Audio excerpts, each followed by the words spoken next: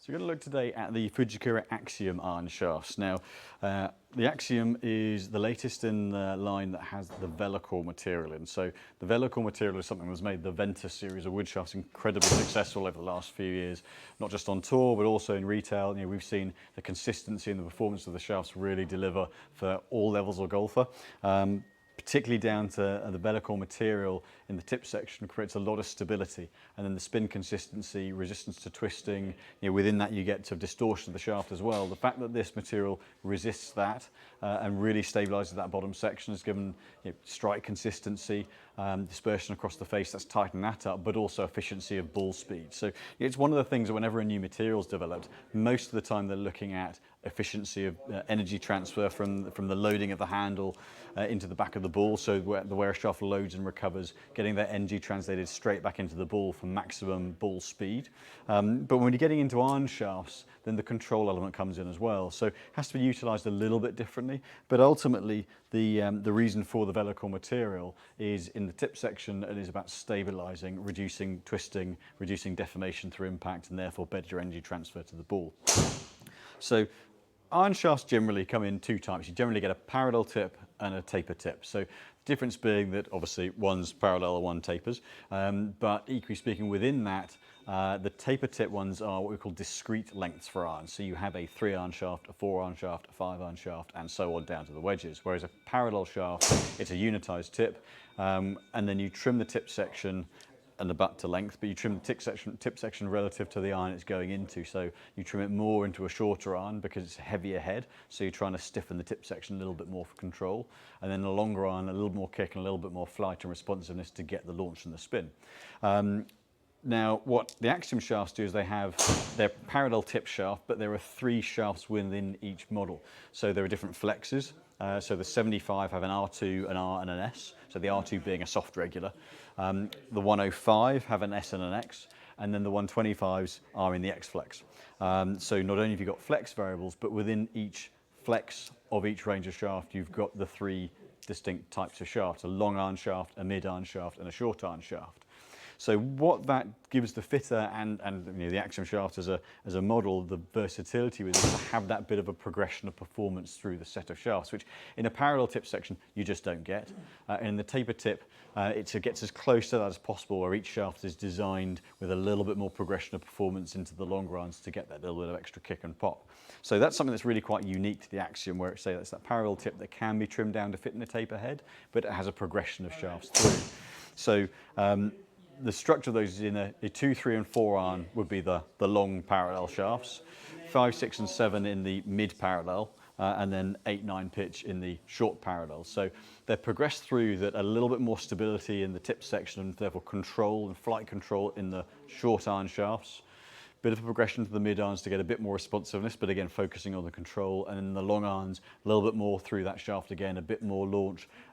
Not necessarily flaring it up, but a little bit more launch, a little bit more action, and again optimizing ball speed as much as possible. So they've changed the design profile of each of those parts of the set in order to optimize the flight and the responsiveness from them. So that's something that's pretty unique to the AXIOM range. What you also get from a design point of view is they've kept some responsiveness through that midsection. So it's a shaft where traditionally in the heavier end of the graphites, there's a lot of material, they tend to feel quite stout, feel quite dead.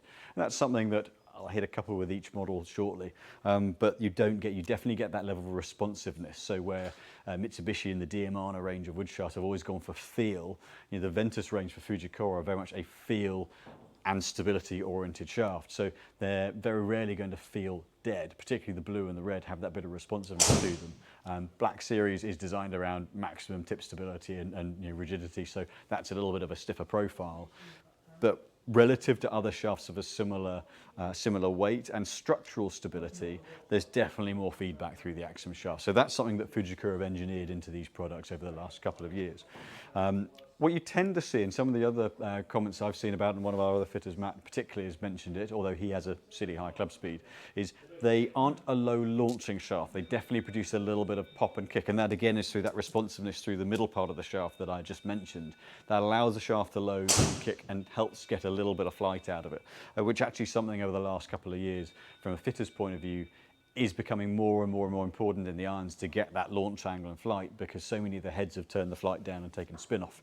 So that's something, there are some real kind of positives around that and around the design. So we're going to hit each of the three different shaft ranges, one would say, from the 75, 105 and 125, and just talk a little bit about how they feel and what you might expect to see performance-wise out of them. So they're a really nice look. I know that doesn't say anything for performance, but they're a nice, sort of clean, simple look through. With that kind of matte black down into the club head, quite neat, clean graphics. That's always a positive, I think, on irons. There aren't many players I know who like their iron shafts to kind of shout loudly from a visual point of view. Balance-wise, because of the VeloCore and the tip side of things, they do balance more towards the bottom half of the shaft. So some of the other shaft brands, take Acra for example, a lot of their shafts tend to be quite high balance point in the irons, whereas the MMT with Mitsubishi, where they've got the metal mesh in the tip, and the Axiom with the VeloCore are very much more down that bottom half of the shaft. So you do maintain quite a lot of feel for the club head end of the shaft on these. So where the 75 gram, which I'm going to hit here, is very, one would say it's very traditional iron shaft weights of 70, 75 grams. So it's not heavy, but one of the things with this shaft, so they've really gone for control. So there's not a lot of weight to get through the ball. So for me, I'm able to generate a little bit of whip and a bit of speed and a bit of fade. But it's still got, and this is the key of the VeloCore, it's still got quite a stable feel at impact. Quite often the lighter shafts can feel a little bit either loose, or you can lose a bit of feel for the club head end. But with the structural stability down the bottom and the balance point down the bottom, there's still some club to actually use in the swing.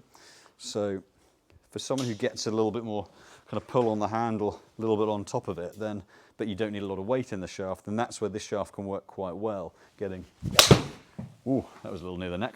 I'll do one more. Semi-live, semi-recorded. Gives a little bit to hit against. I won't try that again. So you actually keep some sensation of club head, and you can use that to generate the speed. So if you're someone who's used a lighter weight steel in the past and actually wanted to drop a little bit of weight but not lose feel for the club head, that's where particularly the 75 of this could be a really good model, because you're not going to give up that low torque, stable feel of steel, but you're also not going to give up that feel of the club head that naturally steel, because of the thinner wall, they have to reinforce the tip section. The balance naturally flows down the bottom half. So you keep a strong element of that low torque. I mean, in the 75, the torque's 2.6 in the softest shaft, which is actually still pretty low. So at no point through any of these ranges does the torque value get too high, and torque is the resistance to twisting. So even in the soft regular flex, the torque in this shaft is very similar to what you would experience in a steel shaft. So that control element and not letting the head twist around too much, that's certainly maintained into the lighter weight in this. And that torque value really stays, when it goes incredibly low in the 125, it goes down to 1.2. So it's a very low torque in the 125. But if you're going to that weight, you're going for maximum stability. So I'm going to take it up to the 105. Now, there's naturally a progression in structural strength as you go up in weight, you go up in material, and the amount of material within the walls. So it's always going to play and feel a little bit firmer. But there's quite a strong jump up in weight, and that would be something that potentially they may look to add some to some of these models in between. So you go from 75 to 105, you might well see a 90 gram come out down the line. Who knows? I'm sure if the model goes well, that'll be something they'll add in the future. So notably a little bit of a heavier pickup under the handle, and with that, people talk about it feels stable. It's often going to feel a little bit stiffer, feel a little bit more solid, just because there's more dead weight, more guts to the shaft. So it's going to experience a little bit of a stronger feel through impact. So it'll suit a bit of a stronger move as well. So there's a little bit more to hit against, so I can be a bit more aggressive with it. I think one of the interesting things with this shaft is, again, that very stable, fairly tight feel would be the best description for it. Tight feel through impact. So it's not harsh, but you're not feeling the head twisting and moving around too much. But you still get that little bit of loading through it. It's not like a poker. It's not a dead shaft, but it's not got that feeling of wobbling around. So, and this really, one of the design elements is getting that feeling of control, feeling like you can work the ball. So if someone likes to feel like, say, if I wanted to work a bit of a draw, then what I don't want to feel is the shaft giving the sensation of getting away from me and wobbling. I want to feel like I can get through the back of the shot there, work the club face closed, but it's not exaggerating that movement with a sensation of kick out the shaft. So it's still a very tight feeling shaft, albeit relative to the 75, you're going up 30, 35%, 30 odd grams in shaft weight, 30, 40%. So it definitely feels more stable under the handle, but you do get that little bit of kick through the middle. So this sort of shaft at 105 grams, this is going to be either someone looking to get a little less vibration. So being a graphite, it will absorb a little bit of vibration and dampen that feeling down a bit. So if you have any kind of hand or wrist or joint injuries or issues then over a steel shaft, then this will help with that. But at 105 grams, you're still in a kind of what we would call a mid-range weight. Quite strong for graphite, but not got that same level of deadness that some of the others will give. So if you're sort of mid-tempo, looking for something that you don't need to drop a lot of weight with versus a steel shaft, but again, keeping that stable. I'm not going to retake this just to prove it is real and we're not proud. That is another shank. Keeping a bit of that stable feel, but not feeling like you've got to work the shaft too hard, then there we go. Then it's a shaft where you're not going to have to give up too much of that feeling of control in order to go to that composite shaft or lose some of the feedback you actually get from a steel shaft. So let's say 105, it's a nice mid-range weight. But I'm now going to go up to the 125, which is a much stronger structure, and putting another 20 grams on the shaft. Now this is really, we've seen graphite in the heavier weights coming in, someone like Bryson with the LA shafts playing the 130, 135 gram graphites. There's a lot of material. Actually, I'm just going to take this off and show you that material progression. There's a lot of material in the shaft. So when I say that, where this can be seen best is in the tip of the shaft. So on the bottom, we can see the 75 gram on the bottom. So thinner wall, then in the middle the 105, and then at the top the wall thickness on the 125. So you can see how much more material in that 125 gram shaft there is in the 75. And that's where, as you up the material, you're naturally going to make the structure of the shaft more rigid. Through more wall, through more layers of graphite, you've got more resistance to twisting, hence the torque value dropping from 2.6 in the 75 to between 1.2 to 1.5 in the 125. So rotationally and torsionally, a very stable shaft. So graphite actually versus steel, you can make a lot stiffer, a lot more stable to weight than steel because of the amount of material there. So that's why someone like Bryson, who has a lot of speed and strength, really pulls hard on it, but it's not a laggy handsy pull. That's where actually the graphites, because the natural balance point is less tip oriented than steel, because of the lesser need to reinforce the tip. That's where actually you can get a lot of rigidity, but without the tip weightedness that you might out of a steel shaft. Having said that, the Axioms, because of the VeloCore, still keep a bit of feel there, a bit of balance down the bottom end, but from a control point of view, that's where this shaft's going to feel, not dead. That's one thing I will maintain, this isn't a dead feeling shaft proportionate to the shaft that it is, but it feels like it really clings on tight down the bottom end. So, for someone who's got a more aggressive action and wants a shaft to give maximum control down the tip end, then this is a shaft that's going to feel, in that respect, feel very comfortable. So, really a shaft you can be pretty aggressive with, and there's no feeling of, I've just left that open a bit, there's no feeling of the shaft giving out on you at all. You can really work this hard, and yes, still get a bit of feedback through, even though it's a 125X flex, which is stronger than I would use. It doesn't feel like you can't get a response from it.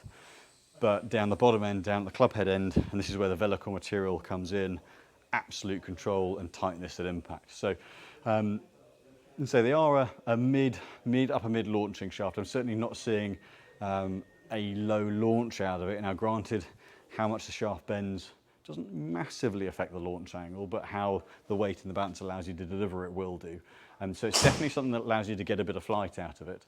But up at this weight, if you're using something like, let's say, for example, a KBS Tour 120, although this is probably going to swing a little more tip heavy than that, but that sort of shaft where it's designed to have a little bit of pop out of it, this shaft will feel a little bit stronger through the ball versus relative to weight. And I think that's something that the graphite can give you that steel won't. So it's very much this sort of weight and flex is very modern action, kind of big hitter shaft, but without the deadness that this sort of weight of shaft would normally be associated with. So something that introduction of the VeloCore material into the iron shafts gives the versatility of materials and build and structure to be able to get that combination of bit of responsiveness and a lot of control. So I hope that's given a good bit of insight into the Axiom shafts.